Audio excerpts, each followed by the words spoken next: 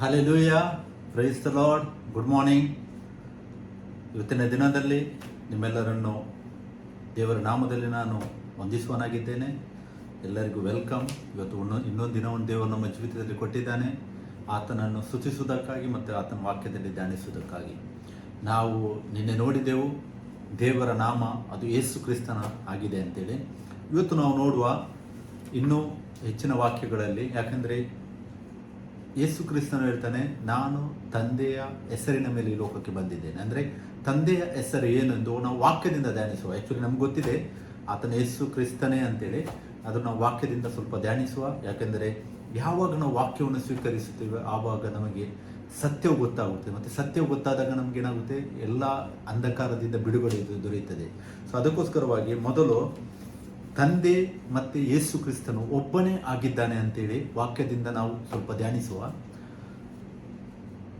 ಯೋಹಾನ 14ನೇ ಅಧ್ಯಾಯ ಅದರ 8ರಿಂದ ನಾನು ಓದ್ತೇನೆ. ಇಲ್ಲಿ ವಾಕ್ಯ ಹೇಳ್ತದೆ, ಫಿಲಿಪ್ಪನು ಅಂದರೆ ಯೇಸು ಕ್ರಿಸ್ತನ ಶಿಷ್ಯನಾಗಿದ್ದ ಆತನು ಹೇಳ್ತಾನೆ, ಸ್ವಾಮಿ, ನಮಗೆ ತಂದೆಯನ್ನು ತೋರಿಸು, ನಮಗೆ ಅಷ್ಟೇ ಸಾಕು ಅಂದನು. ಯೇಸು ಅವನಿಗೆ, ಫಿಲಿಪ್ಪನೇ, ನಾನು ಇಷ್ಟು ದಿವಸ ನಿಮ್ಮ ಸಂಗಡ ಇದ್ದರೂ ನೀನು ಇನ್ನೂ ನನ್ನನ್ನು ಅರಿತುಕೊಳ್ಳಲಿಲ್ಲವೇ? ನನ್ನನ್ನು ನೋಡಿದವನು ತಂದೆಯನ್ನು ನೋಡಿದ್ದಾನೆ. ನಮಗೆ ತಂದೆಯನ್ನು ತೋರಿಸೆಂದು ನೀನು ಹೇಳುವುದು ಹೇಗೆ? ನಾನು ತಂದೆಯಲ್ಲಿದ್ದೇನೆ, ತಂದೆಯು ನನ್ನಲ್ಲಿದ್ದೇನೆ ಎಂದು ನೀನು ನಂಬುವುದಿಲ್ಲವೋ? ನಾನು ನಿಮಗೆ ಹೇಳುವ ಮಾತುಗಳನ್ನು ನನ್ನಷ್ಟಕ್ಕೆ ನಾನು ಆಡುವುದಿಲ್ಲ. ತಂದೆಯು ನನ್ನಲ್ಲಿ ಇದ್ದುಕೊಂಡು ತನ್ನ ಕ್ರಿಯೆಗಳನ್ನು ನಡೆಸುತ್ತಾನೆ. ನಾನು ತಂದೆಯಲ್ಲಿದ್ದೇನೆ, ತಂದೆಯು ನನ್ನಲ್ಲಿ ಇದ್ದಾನೆಂಬುವ ನನ್ನ ಮಾತನ್ನು ನಂಬಿರಿ. ಇಲ್ಲದಿದ್ದರೆ ಆ ಕ್ರಿಯೆಗಳನ್ನು ನೋಡಿ ನನ್ನ ಮಾತುಗಳನ್ನು ನಂಬಿರಿ. ಹಲ್ಲೆಲೂಯಾ. ದೇವರು ನಮಗೆ ಸ್ತೋತ್ರವಾಗಲಿ. ನೋಡಿ, ಇಲ್ಲಿ ಫಿಲಿಪ್ಪನು ಯೇಸು ಕ್ರಿಸ್ತನ ಜೊತೆಯಲ್ಲಿದ್ದರು. ಯಾಕಂದರೆ ಯೇಸು ಕ್ರಿಸ್ತನು ಯಾವಾಗಲೂ ಅವರ ಹತ್ರ ಮಾತಾಡುವಾಗ ತಂದೆಯ ಚಿತ್ತ ಅಂತೇಳಿ ಮೆನ್ಷನ್ ಮಾಡ್ತಾರೆ. ಅಂದರೆ ತಂದೆಯ ಚಿತ್ತ ಅಂತ ಹೇಳಿದರೆ ನಾವು ವಾಕ್ಯದಲ್ಲಿ ನೋಡಿದೆವು, ಆತನು ಯಾವಾಗ ಆತ್ಮಸ್ವರೂಪನಾದ ದೇವರಾಗಿರುತ್ತಾನೆ, ಆತನೇ ತಂದೆ ಆಗಿದ್ದಾನೆ ನಮಗೆ. ಯಾಕೆ? ನಾವು ಎಫೆಸ 4:6 ವಾಕ್ಯವನ್ನು ನಾವು ಓದುವುದಾದರೆ ಅಲ್ಲಿ ವಾಕ್ಯ ಹೇಳುತ್ತದೆ, ದೇವರು ಒಬ್ಬನೇ ಮತ್ತು ತಂದೆ, ಆತನ ತಂದೆಯು, ಆತನು ಎಲ್ಲರ ಮೇಲಿರುವವನು, ಎಲ್ಲರ ಮುಖಾಂತರ ಕಾರ್ಯ ನಡೆಸುವ ಆತನು, ಮತ್ತು ಎಲ್ಲರಲ್ಲಿ ವಾಸಿಸುವನು ಅಂತ ಹೇಳ್ತದೆ ವಾಕ್ಯವು. ನೋಡಿ, ಎಲ್ಲರ ಮೇಲೆ ಇರುವ ಆತನು ತಂದೆ, ಎಲ್ಲರ ಮುಖಾಂತರ ಕಾರ್ಯ ನಡೆಸುವ ಆತನು ತಂದೆ, ಮತ್ತು ಎಲ್ಲರಲ್ಲಿ ಇರುವ ಆತನು ತಂದೆ ಆಗಿದ್ದಾನೆ. ಆತನೇ ಒಬ್ಬನೇ ದೇವರು ಅಂತೇಳಿ ವಾಕ್ಯ ಹೇಳುತ್ತದೆ. ಸೊ ಅದೇ ಇಲ್ಲಿ ಯೇಸು ಕ್ರಿಸ್ತನನ್ನು ಆತನು ದೇಹದಲ್ಲಿ ಈ ಲೋಕದಲ್ಲಿದ್ದಾಗ ಫಿಲಿಪ್ಪನು ಕೇಳುವಾಗ ಇಲ್ಲಿ ಏನು ಉತ್ತರ ಕೊಡ್ತಾನೆ ನೋಡಿ. ಇಲ್ಲಿ ಹೇಳ್ತಾನೆ ಯೇಸು ಕ್ರಿಸ್ತನು, ಫಿಲಿಪ್ಪನೇ, ನಾನು ಇಷ್ಟು ದಿವಸ ನಿಮ್ಮ ಸಂಗಡ ಇದ್ದರೂ ನೀನು ಇನ್ನೂ ನನ್ನನ್ನು ಅರಿತುಕೊಳ್ಳಲಿಲ್ಲವೇ? ಇಲ್ಲಿ ತಂದೆಯ ಬಗ್ಗೆ ಕೇಳುವಾಗ ಯೇಸು ಕ್ರಿಸ್ತನು ಹೇಳ್ತಾನೆ, ನನ್ನ ಬಗ್ಗೆ ನೀನು ಅರಿತುಕೊಳ್ಳಲಿಲ್ಲವೇ? ನೋಡಿ, ಇಲ್ಲಿ ತಂದೆಯ ಬಗ್ಗೆ ಫಿಲಿಪ್ಪನು ಕೇಳ್ತಾನೆ, ಬಟ್ ಯೇಸು ಕ್ರಿಸ್ತನು ಹೇಳ್ತಾನೆ, ನನ್ನ ಬಗ್ಗೆ ಅರಿಯಲಿಲ್ಲ. ಅಂದರೆ ತಂದೆ ಮತ್ತು ಯೇಸು ಕ್ರಿಸ್ತನ ಆತನು ಒಬ್ಬನಾಗಿದ್ದಾನೆ. ಹೇಗೆ ಒಬ್ಬನಾಗಿದ್ದಾನೆ? ಹೇಗೆ ಅಂದರೆ ನಾನು ನಿನ್ನೆ ಕೂಡ ಎಕ್ಸ್ಪ್ಲೇನ್ ಮಾಡಿದ್ದೆ ಇದರ ಬಗ್ಗೆ. ಆತನು ಮಹಿಮೆಯಲ್ಲಿರುವಾಗ, ಆತನು ಮಹಿಮೆಯ ಸ್ಥಾನದಲ್ಲಿರುವಾಗ ಆತನು ಸರ್ವಶಕ್ತನಾದ ದೇವರು. ಆತನು ಒಂದು ನಾರ್ಮಲ್ ಮನುಷ್ಯನಾಗಿ ಯೇಸು ಆಗಿ ಈ ಲೋಕಕ್ಕೆ ಆತನು ಜನಿಸುತ್ತಾನೆ. ಲೋಕದಲ್ಲಿ ಆತನು ಜನಿಸುತ್ತಾನೆ, ಲೋಕಕ್ಕೆ ಆತನು ಬರುತ್ತಾನೆ, ಶರೀರಧಾರಿಯಾಗಿ ಆತನು ಪ್ರತ್ಯಕ್ಷ ಪಡುತ್ತಾನೆ. ಅಂದರೆ ಆತನೇ ದೇವರು. ಆತನು ಯಾಕೆ ತಂದೆ ಅಂತ ಹೇಳ್ತಾನೆ ತನ್ನನ್ನು ಅಂತೇಳಿ ನಾವು ನಿನ್ನೆ ಧ್ಯಾನಿಸಿದೆವು. ಈ ಲೋಕದಲ್ಲಿ ಆತನು ಮನುಷ್ಯನಾಗಿ ಇರುವಾಗ ಆತನು ತಂದೆಯ ಆ ಸ್ಥಾನವನ್ನು ಆತನು ಮೆನ್ಷನ್ ಮಾಡ್ತಾನೆ ಬೈಬಲಲ್ಲಿ. ಸೊ ಅದಕ್ಕೆ ಇಲ್ಲಿ ನೋಡಿ, ನಾನು ಇಷ್ಟು ದಿವಸ ನಿಮ್ಮ ಸಂಗಡ ಇದ್ದರೂ ನೀನು ಇನ್ನೂ ನನ್ನನ್ನು ಅರಿತುಕೊಳ್ಳಲಿಲ್ಲವೇ? ನನ್ನನ್ನು ನೋಡಿದವನು ತಂದೆಯನ್ನು ನೋಡಿದ್ದಾನೆ. ಹಲ್ಲೆಲೂಯಾ. ನನ್ನನ್ನು ನೋಡಿದವನು ತಂದೆಯನ್ನು ನೋಡಿದಾನೆ ಅಂತ ಹೇಳಿದರೆ ನಮಗೆ ಇಲ್ಲಿ ಕ್ಲಿಯರ್ ಆಯಿತು, ಆತನು ಒಬ್ಬನೇ. ಓಕೆ, ನಮಗೆ ತಂದೆಯನ್ನು ತೋರಿಸಿ ನೀನು ಹೇಳುವುದು ಹೇಗೆ? ನಾನು ತಂದೆಯಲ್ಲಿದ್ದೇನೆ, ತಂದೆ ನನ್ನಲ್ಲಿದ್ದಾನೆ ಎಂದು ನೀನು ನಂಬುವುದಿಲ್ಲವೋ? ನೋಡಿ, ತಂದೆ ಮತ್ತು ಯೇಸು ಕ್ರಿಸ್ತನು ಅವರು ಬೇರೆ ಬೇರೆ ಅಲ್ಲ ಅಂತೇಳಿ ವಾಕ್ಯ ಇಲ್ಲಿ ಕ್ಲಿಯರ್ ಆಗಿ ಹೇಳ್ತಾ ಉಂಟು. ಏನು ಹೇಳ್ತಾ ಉಂಟು? ನಾನು ತಂದೆಯಲ್ಲಿದ್ದೇನೆ, ತಂದೆಯು ನನ್ನಲ್ಲಿ ಇದ್ದಾನೆಂದು ನೀನು ನಂಬುವುದಿಲ್ಲವೋ? ಕ್ವಶನ್ ಮಾರ್ಕ್ ಹಾಕಿ ವಾಕ್ಯವು ಕೇಳುತ್ತದೆ. ಅಂದರೆ ತಂದೆ ಮತ್ತು ಯೇಸು ಕ್ರಿಸ್ತನು ಒಬ್ಬನೇ ಆಗಿದ್ದಾನೆ ಎಂದು ನೀನು ನಂಬುವುದಿಲ್ಲವೋ ಎಂದು ವಾಕ್ಯ ಕೇಳುತ್ತದೆ. ಪ್ರಿಯರೇ, ಇವತ್ತು ನಿಮಗೆ ಕೇಳಿ, ನೀವು ತಂದೆ ಮತ್ತು ಯೇಸು ಕ್ರಿಸ್ತನು ಒಬ್ಬನೇ ಅಂತೇಳಿ ನೀವು ನಂಬುತ್ತೀರಾ ಇಲ್ವಾ ಅಂತೇಳಿ ನಿಮಗೆ ನೀವು ಕ್ವಶನ್ ಮಾಡಿ. ಯಾಕೆಂದರೆ ವಾಕ್ಯ ಹೇಳುತ್ತದೆ, ನಾವು ನೆಕ್ಸ್ಟ್ ಓದುವ ಯೋಹಾನ 8:24 ಅಲ್ಲಿ ಹೇಳ್ತಾನೆ, ನಾನು ಆತನೇ ಎಂದು ನೀನು ನಂಬದಿದ್ದರೆ ನಿನ್ನ ಪಾಪದಲ್ಲಿ ನೀನು ಸಾಯುವೆಂದು ಆತನು ಹೇಳ್ತಾನೆ ಇಲ್ಲಿ. ಸೊ ಅದಕ್ಕೆ ನಾವು ಆ ವಾಕ್ಯವನ್ನು ನೋಡುವ. ಯೋಹಾನ 8:24 ಯೋಹಾನ 8ನೇ ಅಧ್ಯಾಯ 24ನೇ ವಾಕ್ಯವನ್ನು ನೋಡಿ. ಆದುದರಿಂದ ನೀವು ನಿಮ್ಮ ಪಾಪಗಳಲ್ಲಿ ಸಾಯುವಿರೆಂದು ನಿಮಗೆ ಹೇಳಿದ್ದೆನು. ನನ್ನನ್ನು ಆತನೆಂದು ನೀವು ನಂಬದೆ ಹೋದರೆ, ನನ್ನನ್ನು ಆತನೆಂದು ನೀವು ನಂಬದೆ ಹೋದರೆ, ನೋಡಿ ವಾಕ್ಯವು ಇಷ್ಟು ಸ್ಪಷ್ಟವಾಗಿ ಉಂಟು. ನಾನೇ ಅಂದರೆ ನನ್ನನ್ನು ಆತನೆಂದು ನೀವು ನಂಬದೆ ಹೋದರೆ ನಿಮ್ಮ ಪಾಪಗಳಲ್ಲಿ ಸಾಯುವಿರೆಂದು ಹೇಳಿದೆನು. ಹಲ್ಲೆಲೂಯಾ. ದೇಕೆ ನೋಡಿ, ಅದೇ ನಾವು ಅದರದ 26ನೇ ವಾಕ್ಯವನ್ನು ಓದಿದರೆ ಆತನು ಅಲ್ಲಿ ಕ್ಲಿಯರ್ ಆಗಿ ಹೇಳ್ತಾನೆ, ನಿಮ್ಮ ವಿಷಯವಾಗಿ ಮಾತಾಡುವುದಕ್ಕೂ ನಿಮ್ಮ ಮೇಲೆ ತೀರ್ಪು ಮಾಡುವುದಕ್ಕೂ ಅನೇಕ ಸಂಗತಿಗಳು ನನಗೆ ಉಂಟು, ಆದರೆ ನನ್ನನ್ನು ಕಳುಹಿಸಿಕೊಟ್ಟ ಆತನು ಸತ್ಯವಂತನು, ಆತನಿಂದ ನಾನು ಕೇಳಿದವುಗಳನ್ನೇ ಲೋಕ ಕೇಳುತ್ತೇನೆಂದನು. ಆತನು 27ನೇ ವಾಕ್ಯ, ಆತನು ತಂದೆಯನ್ನು ಸೂಚಿಸಿ ಇದನ್ನು ಹೇಳಿದನೆಂದು ಅವರಿಗೆ ಗೊತ್ತಾಗಲಿಲ್ಲ. ನೋಡಿ, ತಂದೆಯನ್ನು ಸೂಚಿಸಿ ಹೇಳಿದನು. ಆತನೇನು ಹೇಳ್ತಾನೆ, ನಾನೇ ಆತನಿಂದ ನೀವು ನಂಬದೆ ಹೋದರೆ ನಿಮ್ಮ ಪಾಪಗಳಲ್ಲಿ ನೀವು ಸಾಯುವಿರಿ ಅಂತ ಹೇಳ್ತಾರೆ. ಇವಾಗ ತುಂಬಾ ಜನರು ಕ್ವಶನ್ ಮಾಡ್ತಾರೆ, ನಾವು ಯೇಸು ಕ್ರಿಸ್ತನನ್ನು ನಂಬುತ್ತೇವೆ ಅಂತೇಳಿ ತುಂಬಾ ಜನರು ಹೇಳ್ತಾರೆ. ಪ್ರಿಯರೇ, ಯೇಸು ಕ್ರಿಸ್ತನನ್ನು ನೀವು ಯಾವ ರೀತಿಯಲ್ಲಿ ನಂಬುತ್ತೀರಾ ಅದು ಇಂಪಾರ್ಟೆಂಟ್. ನೀವು ವಾಕ್ಯದ ರೂಪವಾಗಿ ನಂಬುತ್ತೀರಾ ಅಥವಾ ನೀವು ತಂದೆ ಬೇರೆ ಮಗ ಬೇರೆ ಅಂತೇಳಿ ನಂಬುತ್ತೀರಾ? ಹಾಗೆ ಒಂದು ವೇಳೆ ನಂಬುವುದಾದರೆ ನಿಮಗೆ ಮತ್ತೆ ಆ ತುಂಬಾ ಜನರು ದೇವರ ರೂಪ ಅಂತ ಹೇಳ್ತಾರೆ, ಅವರಿಗೆ ಏನು ಡಿಫರೆನ್ಸ್ ಇಲ್ಲ. ಯಾಕೆಂದ್ರೆ ಯೇಸು ಕ್ರಿಸ್ತನಲ್ಲಿ ಕ್ಲಿಯರ್ ಆಗಿ ಹೇಳ್ತೇನೆ, ನಾನೇ ಆತನು, ತಂದೆಯು, ನಾನೇ ತಂದೆಯು ನಂಬದೆ ಹೋದರೆ ಏನಾಗ್ತದೆ, ನಿನ್ನ ಪಾಪಗಳಲ್ಲೇ ನೀನು ಸಾಯುವೆ ಅಂತ ಹೇಳ್ತಾರೆ ವಾಕ್ಯ. ಆತನೇ ಎಂದು ನಾವು ನಂಬಬೇಕು, ಅದು ಇಂಪಾರ್ಟೆಂಟ್ ಆಗಿದೆ. ಆತನು ಯೇಸು ಕ್ರಿಸ್ತನು ತಂದೆಯು ಇಬ್ಬರು ಒಂದು ಅಂತೇಳಿ ನಾವು ನಂಬಬೇಕು. ಯಾವಾಗಲೂ ನಾವು ದೇವರು ನಮ್ಮ ಶರೀರದ ಕಣ್ಣಿನಿಂದ ನಾವು ನೋಡುವಾಗ ನಮಗೆ ಆ ಡಿಫರೆನ್ಸ್ ಮಾಡಲಿಕ್ಕೆ ನಾವು ನೋಡ್ತೇವೆ. ನಾವು ಯಾವತ್ತು ಆತನನ್ನು ಆತ್ಮ ಸ್ವರೂಪಣದ ದೇವರನ್ನು ನಾವು ನೋಡುವುದಾದರೆ ನಮಗೆ ಆತನ ಒಬ್ಬನೇ ಅಂತೇಳಿ ನಮಗೆ ಗೊತ್ತಾಗ್ತದೆ. ಯಾಕಂತ ಹೇಳಿದರೆ ಯೇಸು ಕ್ರಿಸ್ತನು ಯೋಹಾನ 14ರಲ್ಲಿ 8ನೇ ವಾಕ್ಯ ನಾವು ಓದಿದೆವು. ಫಿಲಿಪ್ಪನಿಗೆ ಹೇಳ್ತಾನೆ, ನಾನು ತಂದೆಯು ಒಂದೇ ಆಗಿದ್ದೇವೆ, ನಾವು ಒಬ್ಬನೇ ಆಗಿದ್ದೇವೆ.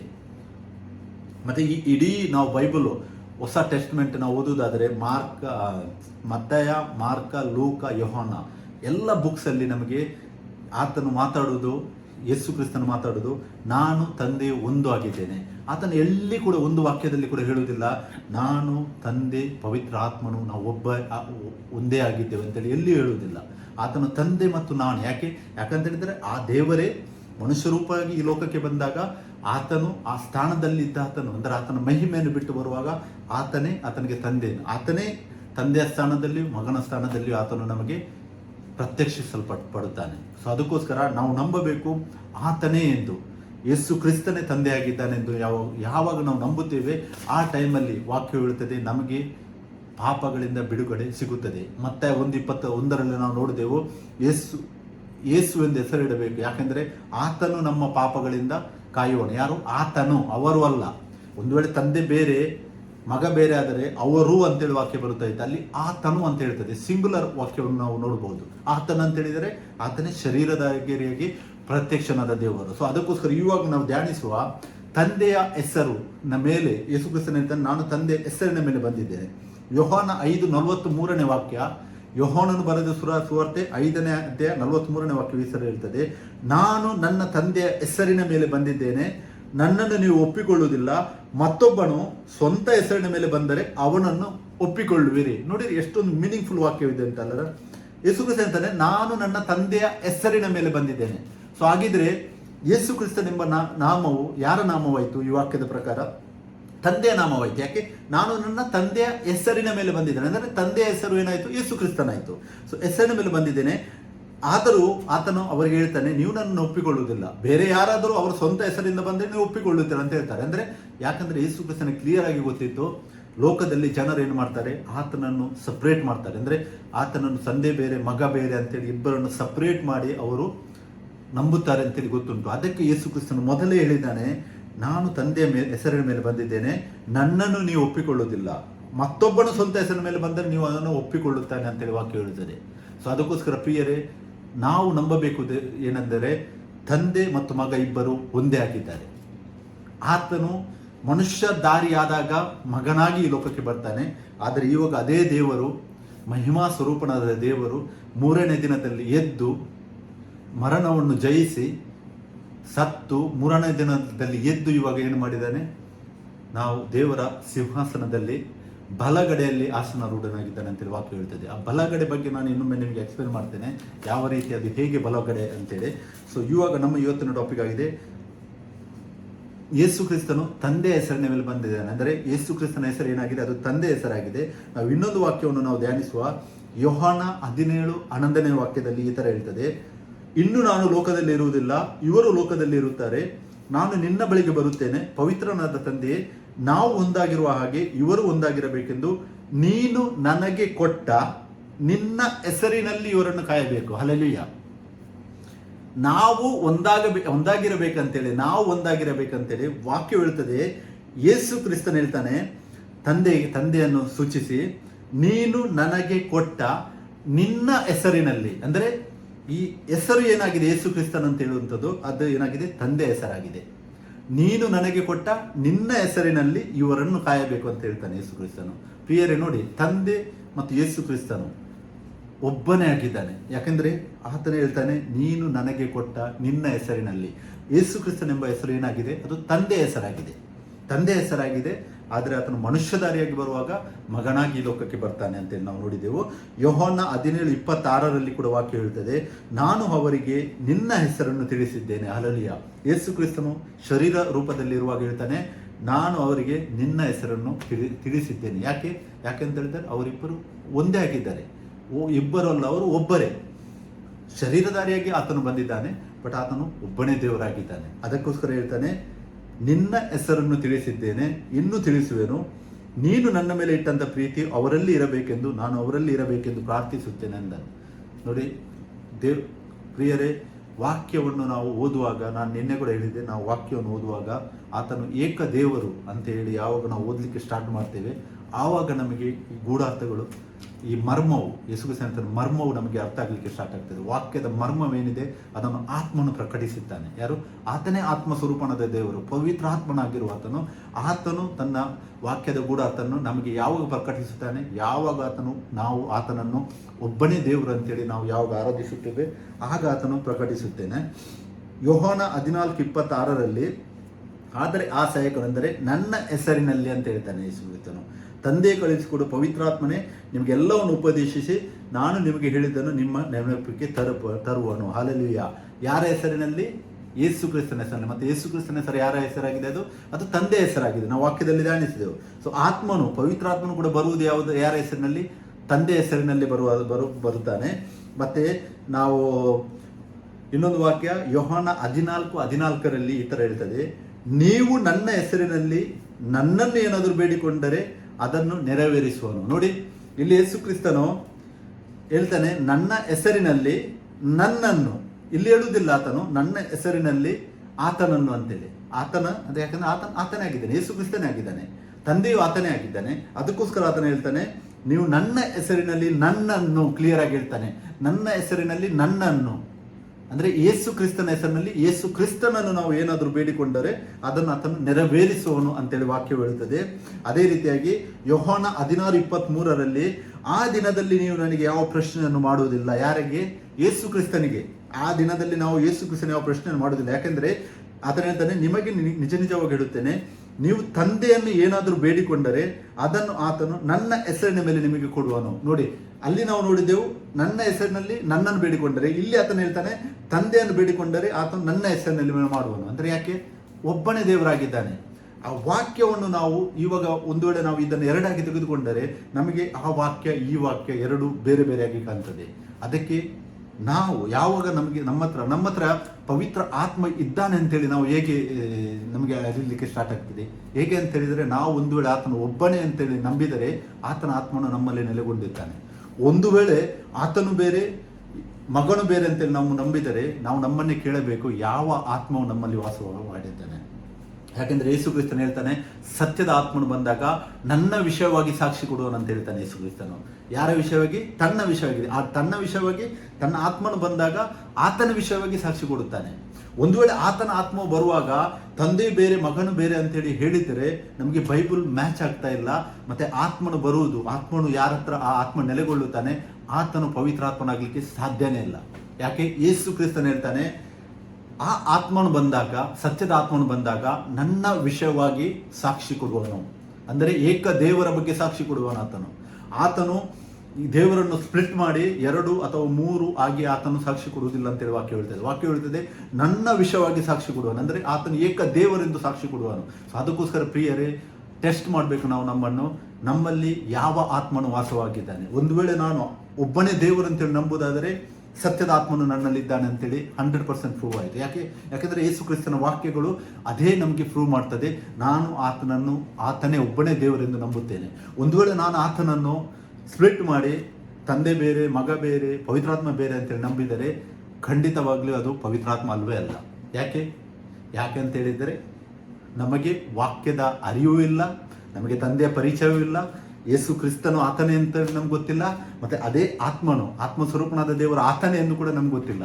ಅದಕ್ಕೋಸ್ಕರ ನಾವೇನು ಮಾಡ್ತೇವೆ, ಆತನನ್ನು ಸ್ಪ್ಲಿಟ್ ಮಾಡಿ 3 ಅಂತೇಳಿ ಲೋಕದಲ್ಲಿ ಜನರು ಇವಾಗಲೂ ಆತನನ್ನು ನಂಬ್ತಾರೆ. ಯಾಕೆ? ಒಬ್ಬನೇ ದೇವರನ್ನು ವಾಕ್ಯಕ್ಕೆ ಮಾರ್ಕ 12:29 ನಾವು ನೋಡಿದೆವು. ಇಸ್ರಾಯೇಲ್ಯರೇ ಕೇಳಿರಿ, ನಮ್ಮ ದೇವರಾದ ಕರ್ತನು ಒಬ್ಬನೇ ದೇವರು. ಹಲ್ಲೆಲೂಯಾ. ಒಬ್ಬನೇ ದೇವರನ್ನು ಡಿವೈಡ್ ಮಾಡಿ 3 ಡಿವೈಡ್ ಮಾಡಿ ಆತನು ಬೇರೆ ಬೇರೆ ಅಂತೇಳಿ ನಂಬುದಾದರೆ ಯಾವ ಆತ್ಮವು ಅವರಲ್ಲಿ ವಾಸ ಮಾಡಿದೆ ಅಂತೇಳಿ ನಾವೇ ತಿಳ್ಕೊಳ್ಬೇಕಾಗುತ್ತೆ. ಸೊ ಅದಕ್ಕೋಸ್ಕರ ನೀವು ನನ್ನ ಹೆಸರಿನಲ್ಲಿ ನನ್ನನ್ನು ಏನಾದರೂ ಬೇಡಿಕೊಂಡರೆ ಅದನ್ನು ನೆರವೇರಿಸುವನು. ಒಂದು ವೇಳೆ ಇಷ್ಟರ ತನಕ ನಿಮ್ಮ ಜೀವಿತದಲ್ಲಿ ಕಾರ್ಯಗಳು ಆಗುತ್ತಾ ಇಲ್ಲದಿದ್ದರೆ ಈ ವಾಕ್ಯವನ್ನು ತೆಗೆದುಕೊಳ್ಳಿ. ಯೋಹಾನ 14:14 ಪ್ರಾರ್ಥಿಸಿ ಇವತ್ತಿನಿಂದ ಯೇಸು ಕ್ರಿಸ್ತನ ಹೆಸರಿನಲ್ಲಿ ಆತನನ್ನೇ ನೀವು ಬೇಡಲಿಕ್ಕೆ ಸ್ಟಾರ್ಟ್ ಮಾಡಿ, ನೋಡಿರಿ ಆತನ ಹೇಗೆ ನೆರವೇರಿಸುತ್ತಾನೆ ಅಂತ ಹೇಳಿ. ಹಲ್ಲೆಲೂಯಾ. ಮಾರ್ಕ 16:17 ವಾಕ್ಯ ಹೇಳ್ತದೆ, ಇದಲ್ಲದೆ ನಂಬುವುದರಿಂದ ಈ ಸೂಚಕ ಕಾರ್ಯಗಳು ಉಂಟಾಗುವು. ನನ್ನ ಹೆಸರನ್ನು ಹೇಳಿ ದೈವಗಳನ್ನು ಬಿಡಿಸುವವರು.